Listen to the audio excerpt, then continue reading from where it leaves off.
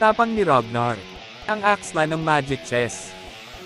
Sa malupit na lupain ng Frostspire kung saan ang lamig ay kasing tallest ng mga espada, may isang mandirigmang kilala sa kanyang tibay at hindi matitinag na lakas. Siya ay si Ragnar, ang Axeman, isang commander sa Magic Chess na handang humarap sa anumang hamon gamit ang kanyang palakol at ang kanyang hindi mapapantayang kakayahang magpagaling ng sarili.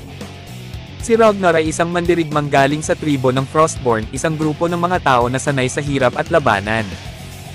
Mula sa kanyang pagkabata, tinuruan siyang humawak ng palakol at lumaban para sa kanyang tribo.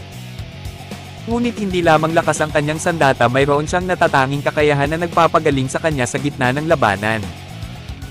Ang kanyang skill, Regen, ay nagbibigay sa kanya ng kakayahang mag-restore ng health tuwing ika-4 na round, tila ba ang mga sugat niya ay naghihilom sa bawat pag-ikot ng oras. Pero hindi lang iyon ang kanyang lihim.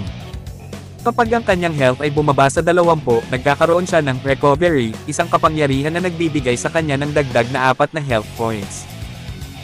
Ito ang nagpapahirap sa kanyang kalaban na siya ay talunin, dahil kahit malapit na siyang mapatay, bigla siyang bumabangon muli, handang lumaban ng may bagong lakas. Ang kwento ni Ragnar ay hindi lang tungkol sa lakas at tapang, ito ay tungkol sa pagbangon mula sa mga pagsubok. Siya ay simbolo ng pag-asa at determinasyon, isang mandirigmang hindi sumusuko kahit gaano kahirap ang laban. Ikaw, handa ka na bang sumabak sa laban kasama si Ragnar? Tawagin mo na siya bilang iyong commander at ipakita ang iyong estratehiya sa Magic Chess.